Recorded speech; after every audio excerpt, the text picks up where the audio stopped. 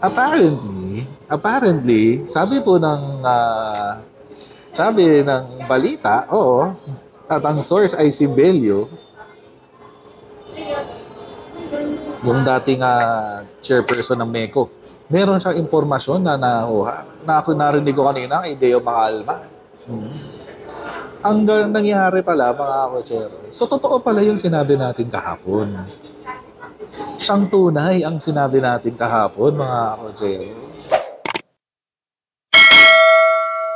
May plano talagang tumakbong senador itong si Rodrigo Roa Duterte. May plano talaga siya kumandidatong senador itong si Rodrigo Roa Duterte. Pero naun siya mi. Alam niyo kung bakit? Dahil sa Nograles. Oo, ang nakakatawa doon, mga kotsero. Di ba kahapon sinabi natin? Ang sabi natin, hindi kasi kakayanin ni Baste si Nograles. Eh.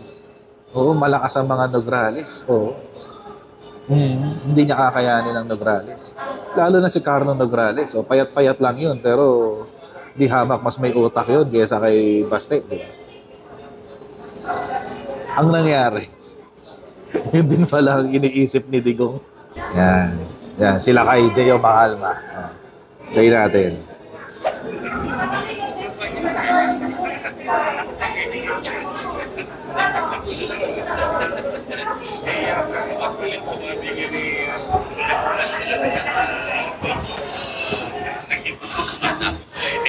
Itong si Civil Service Chairman Carlo Nograles, bigla bang ginulat ng mga taga Davao, bigla nagpalang kanyang COC, ha? Tatakbong mayor ng Davao City. Kakalabanin si Baste. Kinabahan ang dating Pangulo. Ayan yung mga advisors. So, kasi kung ang maglalaban Carlo Nograles at Baste, ilalampaso ang Baste Duterte, ha? Ayan. Baka mawala ang Davao City sa kanila. Kaya yung po nagbago ang kamada mahibigan. So, hindi na tinuloy yung na notarize ng COC ni Apo Bebot Bello. Remembrance na lang ba yan, Apo Sekretaryo? Itinapon mo na sa basurahan. Ayan, kumain-kain na lang sila dyan sa Mr. Poon. Ayun na nga. Ayun na nangyari. Niligay ko yung microphone sa tabi, kaya siguro naririnig niya na. But anyway, ayun yung naganap. Oh. Ayun naganap. Mahina pala ang Baste. Hindi kakayanin ang Davao City. Hindi niya kayang ipanalo ang Davao. Kaya ang desisyon ng tatay, sige, tatakbo na lang ako, mayor. Hindi kaya ng anak ko eh. Imagine, nakakahiya. Yung yabang-yabang mo. Diba? Yung yabang-yabang mo, pero sarili mong tatay walang kumpiyansa sa'yo. Nakakahiya naman yun. Accomplishments ni Basti sa Davao City. It's very subpar. Mababaw, kumbaga, mababaw. Mababaw yung mga accomplishments niya. At hindi rin ako magtataka na kung si Baste, puppet lang. Puppet lang siya ng tatay niya na mayor. Hindi ako magtataka doon. Kasi imagine, mga kotsero, ilang taon nang hindi presidente si Digong? 3. Ilang taon na mayor si Baste? 3 rin. The whole time na mayor si Baste, nandyan lang si Digong sa Davao. Meron siyang 3 taon para patunayan ang sarili niya. Ibig sabihin, hindi niya patunayan ni Baste ang sarili niya sa tatay niya. Di ba? Imagine that, mga kotsero. Yun yung masaklap dun eh. Imagine, sa 3 taon, mga kotsero, wala kang napatunayan. Wala kang na-accomplish. Tapos, dahil lang tumakbo yung mga Nograles, takot na takot kayo, hindi kaya ng anak ipanalo, o di ikaw na lang ang tumakbo ulit kaysa mawala ang Davao City, di ba? Diyos ko, nakakahiya. Nakakahiyang wagas. Sobra. Feeling ko magiging close fight ang Davao City ngayon. Kasi unlike before, Diyos-Diyosan ng mga Duterte dun eh. Diyos-Diyosan talaga. Pero in fairness, mga Ojero, kung lamang ang mga Duterte pagdating sa executive, yung pagiging mayor, pagiging vice mayor ng Davao City, kung lamang sila doon, mas lamang naman ng Nograles pagdating sa legislative. Di ba? Palaging sila yung congressman. So, in this case, sa kaso na sa kaso ni Migs Nograles, party list. Di ba? So, may laban, kumbaga. May laban. Pero this time, iba na yung dati naglalaban si Prospero Nograles, yung tatay nila, di ba? Tatay nila Migs tsaka ni Carlo. Yung tatay nila. Tsaka si Digong ang naglalaban. Pero hanggang ngayon, tingnan nyo mga Kotero, ang pangit. Nung una, ang kalaban ni Nograles, si Rodrigo Duterte. Prospero versus Rodrigo. Tapos ngayon, Carlo versus Rodrigo pa rin. Parang what the hell? Ano nangyari? Wala kang naitaguyod. Diba? Wala kang naitaguyod na pwedeng pumalit sa'yo. Yung Nograles, naipasa na sa anak niya yung leadership. Tapos ngayon, diba? Nakakahiya kaya yun. Ano masasabi nun sa legacy mo? Diba? Wala kang legacy masasabi. Correct, Nahil Refert Subsoul. Wala siyang magandang naipasa sa anak niya. Totoo. Mga nipo eh. Nipo babies nga. Mga nipo babies. E buti pa yung anak ni Prospero Nograles, mga achievers eh. Ito mga anak niya. Anak ni Rodrigo. Hindi natin alam kung paano lumaki. Hindi natin alam kung paano lumaki. Hindi natin alam kung paano nagtanda. May abogado nga. Boba naman. Di ba si Sarah, abogada? O, si Migs Nograles, abogado din naman. Pero hindi naman siya tanga. Hindi naman siya bobo. Di ba? So, parang weird eh. O siguro nga, ayan, sabi ni Burns TV, mga spoiled brat. Baka yun kasi, baka lumaki kasi silang mga brat. Lumaki silang spoiled. Lead singer si Baste. Lead vocalist si Baste.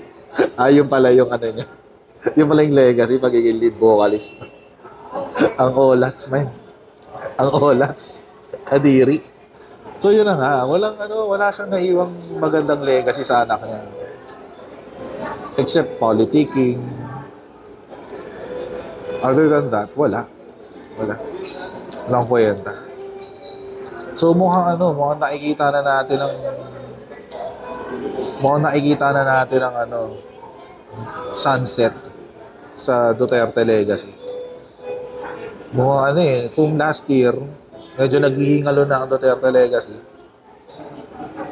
Ngayon mukhang matutuluyan ang mag-flatline ng Duterte legacy. Alam niyo sigurado kapag hindi nanalo sa pagka-mayor at pagka-congressman ang mga Duterte ngayong election na to, wala na. Tapos na. Tapos na ang Duterte. That's it. Na-reach na nila yung rurok nila nitong presidential elections ng 2016. Other than that, wala na. Sigurado yan. Pag natalo ang Duterte ngayong 2025 elections, wala na. Murado na ang Duterte sa mapa. Wala na ang Duterte. Mga loyalist ni Duterte, nagpunta kahapon sa Senate. Kaya pala daw nagpunta ng Manila kahapon. Kaya pala nagpunta ng Manila kahapon. Baka magpa-file siya ng COC niya. Nung nabalitaan nga na si Carlo Nograles ang kakalaban ng mayor. Wala. Balik siya ng Davao. Nakakahiya talaga. Alam niyo kung ako kay Baste, ma-offend ako dun. Unless ayaw niya talaga magpolitiko, kaya di niya ginagalingan. Kung yun ang usapan, iba yun. Ibang usapan yun. Pero kung tawag dito, kung gusto niya talaga magpolitika, tapos to the rescue bigla yung tatay niya dahil tumakbo ang Nograles, bad trip yun. Confirmation lang to mga kotsero. Confirmation lang to ng pinag-usapan na natin kahapon. Theory natin yung kahapon Ang theory natin kahapon, mga kotsero, tatakbo si Duterte na senador talaga. Pero nung nabalitaan niya na si Nograles ang makakalaban, nag-back out. Oh. Magme-mayor na lang daw siya. Di confirm. Sino yung mga tinaas niyang kamay kahapon? Tinaas niya yung kamay ni Vic Rodriguez. Tinaas niya yung kamay ni Marcoleta. Tinaas niya yung kamay ni Moca. Nakita ko kahapon eh. Yung mga tinaas niyang kamay kahapon. Si Willie Revillame, independent daw. Pero hindi. Duterte laki yan. Huwag niyo ano yan. Duterte laki yan. Si Willie Revillame. Si Willie Revillame. Duterte laki yan. Oo. Si Marcoleta, hindi ko na iboboto si Marcoleta. Na-disappoint ako sa kanya. Tsaka huwag na kayong bumoto ng mga, huwag nyo na iboto yung mga vloggers. Huwag na. Oo, kahit kaibigan ko iba doon, huwag na kayong bumoto ng vloggers. Parang parang kahapon, si Willie Revillame, ang sabi niya, hindi ako abogado, wala akong tinapos, pero meron akong puso. Ha? Lahat naman tayo may puso. At lahat tayo, mga kotsero, merong husay.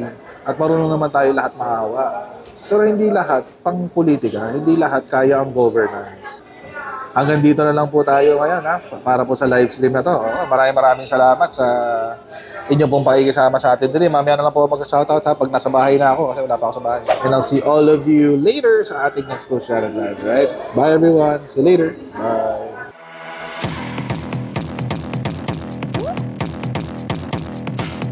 Pag ganun, huwag natin gawing tanga mga Pilipino. Mas maganda kasi nasa lugar ka ng tama kaysa yung pinipilit mo yung pagkakamali.